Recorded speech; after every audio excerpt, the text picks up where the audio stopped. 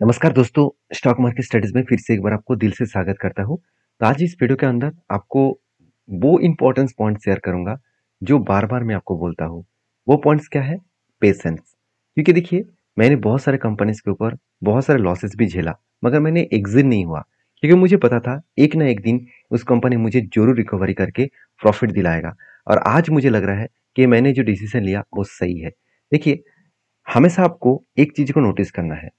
आपने जिस कंपनी के ऊपर निवेश किया, जिस कंपनी के ऊपर एज ए ट्रेडिंग किया, as a swing basis trading किया, तो अगर उस कंपनी में दम है, तो वो शायद मान के चलिए आपको 20% 30% भी आपको करेक्शन दे, मतलब 30% भी आपको लॉसेस दे, तो भी आपको पेशेंट के साथ बना रहना चाहिए। अगर उस कंपनी के ऊपर आपको सही में भरोसा है, तब इस तरीके से काम करिए।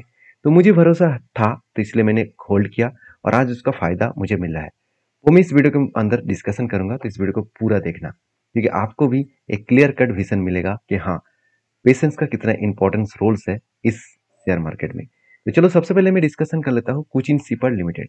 देखिए, इसके ऊपर पहले से मैं बता चुका हूँ, कंपनी के ऊपर जो टेक्निकली चार्ट पैटर्न बना था उस बेसिस में जब मेरा एंट्री इस लेवल में हुआ था, अराउंड अराउंड जो एंट्री लेवल था 825 रुपीज, जब उस लेवल को ब्रेक किया और उसके बाद धीरे धीरे करके कंपनी क्या किया, ऊपर गया और इस टारगेट लेवल तक टारगेट को अचीव किया। मतलब बेस्ट तरीके से एंट्री बना और बेस्ट तरीके से यहाँ पे मतलब स्टॉप लॉस भी यहाँ पे रेंज था। स्टॉप लॉस रेंज के बेसिस में मैं 1:3 रेशियो का टारगेट लेकर चला था।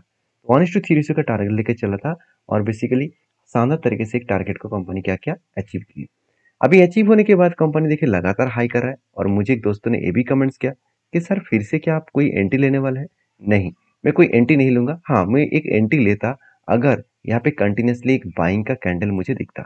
तो देखा जाए तो यहाँ पे कुछ बाइंग कैंडल बने, एक रेंज क्या बन रहा है, चलो वो मैं आपके साथ मार्किंग करके शेयर कर लेता हूँ। हाँ, एक रेंज बना है। रेंज बना है मतलब क्या है? रेंज बना है मतलब है, देखिए, एक दो तीन चार, चार चार बाइंग कैंडल बने और इस चारों बाइंग कैंडल का जो टोटल रेंज निकल कर आया वो 27% के आसपास है। मतलब जब भी शेयर नीचे आएगा, इस लेवल को टच करेगा, तब क्या बनेगा? तब बनेगा एंट्री। इस टॉप लेवल में क्या बनेगा? इस टॉप लेवल में बनेगा एग्जिट। मतलब बेस्ट तरीके से एंट्री एंड बेस्ट तरीके से टारगेट यहाँ पे बनेगा। तो मुझे लगता है जो सिचुएशन बना है उस सिचुएशन के बेसिस में कंपनी अच्छा खासा यहाँ पे ग्रोथ दिखा सकते हैं और मुझे नहीं लगता कि इतना आसानी से वो नीचे आएगा क्योंकि डिफेंस सेक्टर बहुत स्ट्रांग हो रहा है और गवर्नमेंट डिफेंस सेक्टर के ऊपर बहुत ज़्यादा अनाउंसमेंट भी करने वाले हैं सामने। जो बजट है उस बजट में, तो तब इस कंपनी एक अच्छा खासा बूस्ट और भी दिखा सकते हैं। अभी जब तक कोई ना ट्रेड बने तब तक मैं कोई भी ट्रेड नहीं लेने वाला हूँ। हाँ, एक ट्रेड बना है तो इसके लिए शेयर को नीचे आना पड़ेगा। नीचे मतलब इस लेवल तक आना पड़ेगा जो 1333, इस लेवल तक आने का कोशिश करेंगे। इसको टच करेंगे तो 20 बनेगा, इस हाई लेवल तक इसका टारगेट बनेगा। तो बेसिकली इस कंपनी के ऊपर मैंने ट्रेड लेने का डिसीजन इसीलिए ले रहा हूँ क्योंकि कंपनी का फाइनेंशियल डिटेल्स बहुत शानदार है। क्योंकि कंपनी इस बार पिछली बार 550 करोड़ के आसपास टोटल सेल्स था, उसको उसको बढ़ाकर कंपनी कितना कर चुके हैं? करीबन 1225 करोड़ के आसपास। मतलब बेस्ट तरीके से कंपनी का यहाँ पे सेल्स देखने को मिला। एक्सपेंस कंपनी कंट्रोल में रखे, उस बेसिस में कंपनी का नेट प्रॉफिट 47 करोड़ से 265 करोड़ बना। मतलब बेस्ट तरीके से कंपनी का नेट प्रॉफिट यहाँ पे बढ़ता हुआ देखने को मिले और यही कारण की वजह से शेयर में एक पॉजिटिव जर्नी यहाँ पे देखने को मिल सकता है। अभी एक चीज और भी बता दूं, कैश फ्लो में अगर मैं कंपनी के फिक्स्ड एसेट के बारे में बात करूं, तो कंपनी इस बार ज़्यादा फिक्स्ड एसेट को परचेज नहीं किया। तो फिक्स्ड एसेट को ज़्यादा परचेज करना चाहिए था, मगर फिक्स्ड एसेट को इस बार इससे 4 करोड़ का फिक्स्ड एसेट परचेज किया। अभी कैश जो कन्वर्सन साइकिल्स है, इसके बारे में बात करूँ तो कंपनी के ऊपर पहले 244 डेज, 344 डेज लग रहा था 10 साल पहले। आज वो घट के 154 डेज हो चुके हैं। मतलब 50% कंपनी का कैश कन्वर्जन साइकिल्स कंट्रोल में है। अभी इस कैश कन्वर्जन साइकिल्स होता क्या है? देखिए, एक एग्जांपल के माध्यम से आपको समझा रहा हूँ। मान के चलिए आपका बिजनेस है और आपने एक प्रोडक्शन किया और उस प्रोडक्ट को कस्टमर को बेचा और कस्टमर आपको पैसा रिटर्न कर रहा है। तो आपने जिससे उधारी लिया, आप मतलब सॉरी, आप जिससे उदाहरण लिया, आपने जिससे माल का रॉ मटेरियल्स खरीदारी किए, तो कस्टमर पेमेंट करने के बाद आप आपके कस्टमर को पेमेंट कर रहे हैं, सॉरी, आपके जो मतलब जिससे आप माल खरीदारी किए उसको पेमेंट कर रहे हैं। ये जो साइकिल्स है, इस साइकिल्स के माध्यम से टोटल डे कितना लग रहा है वो यहाँ पे कैलकुलेट करके आया है। तो टोटल डे लग रहा है 154 डेज। मतलब इस बार ज्यादा टाइम लग गया। पहले तो 10 डेज और 46 डेज के आसपास लग रहा था, अभी इस बार थोड़ा सा ज़्यादा लग गया। कोई बात नहीं, इस तरीके से तो चलते रहते हैं। बाकी आपकी क्या राय है इस कंपनी के ऊपर, जरूर कमेंट्स करना। नेक्स्ट जो कंपनी उसका नाम है Adani ports and special economic zone. तो सबसे पहले मैं अदानी पोर्ट्स के टेक्निकली चार्टर्स के बारे में बात करूंगा। देखिए, इलेक्शन के रिजल्ट के दिन अगर किसी कंपनी के ऊपर सबसे ज्यादा पिटाई देखने को मिला था, वो है अदानी ग्रुप के ऊपर, क्योंकि एक बिग फॉल हुआ था। बिग फॉल मतलब कोई छोटा मोटा फॉल नहीं है। अगर मैं टॉप लेवल से अगर मैं ग्राउंड लेवल तक देखूँ, ऑलमोस्ट एक दिन में 23% का करेक्शन हो गया था, 23% का करेक्शन। और मैंने अब ये भी बताया था कि अगर बीजेपी गवर्नमेंट आए तो अदानी कंपनी फिर से बाउंस बैक करेंगे और अच्छा खासा बाउंस बैक करेंगे।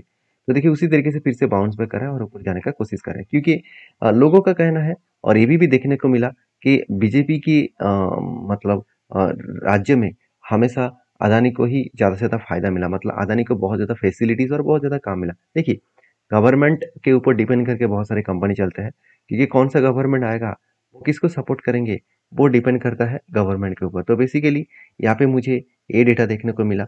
और बाकी आपके क्या ओपिनियन है जरूर कमेंट्स करना, क्योंकि अदानी पोर्ट्स के ऊपर जब मैंने टेल लिया था कुछ कप विद 100 का, तो ब्रेकआउट हुआ, उसके बाद टाइम लगाकर वो टारगेट को अचीव किया। बेस्ट तरीके से टारगेट अचीव हुआ, उसके बाद मैंने इंतजार किया कि एक रेंज बनेगा, एक पैटर्न बनेगा, तो मैं जरूर एंट्री लूंगा। तो फाइनली यहाँ पे एक रेंज क्रिएट हो चुके हैं, यहाँ पे एक रेंज बन चुके हैं। इस रेंज के बेसिस में बात करूँ तो जब भी इस लेवल को फिर से एक बार ब्रेकआउट तो किया था, रिटेस्ट किया, अगर इस लेवल को फिर से ब्रेकआउट करे तो जरूर यहाँ पे कुछ डिसीजन जरूर लूंगा, तो आपके साथ भी शेयर करूंगा। तो इस कंपनी के ऊपर डिसीजन लेने से पहले मैं कुछ पॉइंट्स को हमेशा देखता हूँ।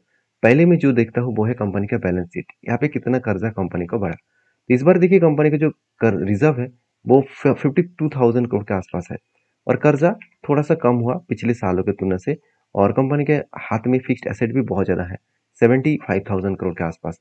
और बेसिकली कंपनी के ऊपर जो कैश फ्रॉम ऑपरेटिंग एक्टिविटीज़ को देखेंगे, तो एक चीज़ को नोटिस करना, कंपनीज के ऊपर जो एक्चुअली कैश फ्लो है, तो वो 15,000 करोड़ के आसपास है। मतलब अच्छी बात है, कंपनी कैश फ्लो को कंटिन्यूसली मेंटेन कर रहा है। और कैश फ्रॉम ऑपरेटिंग एक्टिविटीज़ के बारे में बात करूँ, सॉरी, कैश फ्रॉम इन मतलब इन्वेस्टिंग एक्टिविटीज़ के बारे में बात करूँ, तो कंपनी इस बार हाईएस्ट फिक्स्ड एसेट को भी परचेज किया, जो पिछली बार 9,000 करोड़ के आसपास था, इस बार थोड़ा कम हुआ, फिर भी पॉजिटिव है। तो अच्छी बात यही है कि कंपनीज के ऊपर पॉजिटिवली ग्रोथ देखने को मिला।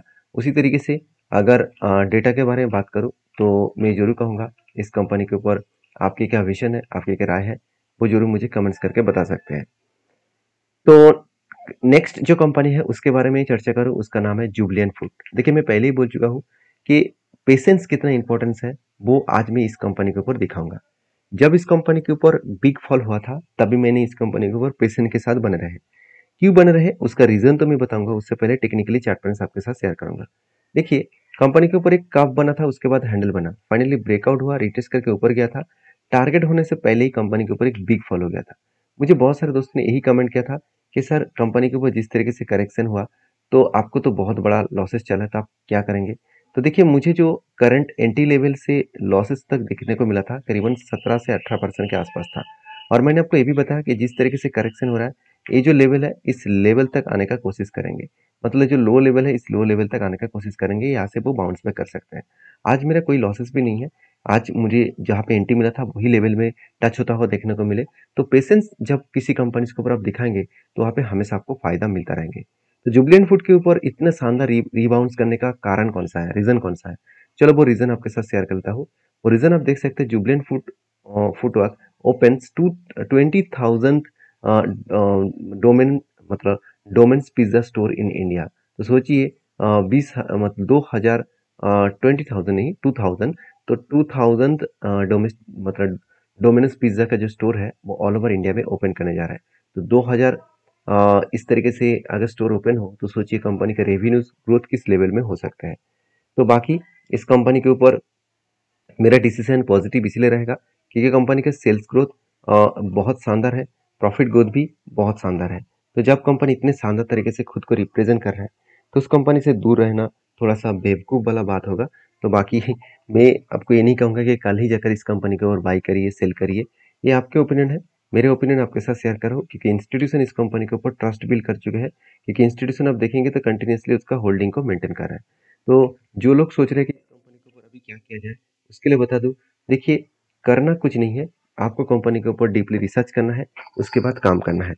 तो नेक्स्ट जो कंपनी है उसके बारे में चर्चा करूँ, उसका नाम है टाटा मोटर्स। टाटा मोटर्स के ऊपर जल्द से जल्द आपको स्प्लिट का अनाउंसमेंट आने वाला है, क्योंकि कंपनी का फेस वैल्यू जो है वो ₹2 है, कंपनी इसको ₹1 करेंगे। इसका मतलब एक के बदले 2 शेयर कंपनी आपको देने वाला है। तो ये था आज का अपडेट। अगर आपको किसी भी वीडियो कंपनीज के ऊपर जानकारी चाहिए तो मुझे जरूर कमेंट्स करिए, और इस वीडियो को टोटली एजुकेशन पर्पस में लेना, किसी भी तरीके से मेरे तरफ से कोई भी आपको रिकमेंडेशन नहीं है। अगर काम करना है तो आपके ओपिनियन के हिसाब से, आपके डीपली रिसर्च के हिसाब से काम करिए। मिलते हैं नेक्स्ट वीडियो में, तब तक के लिए धन्यवाद।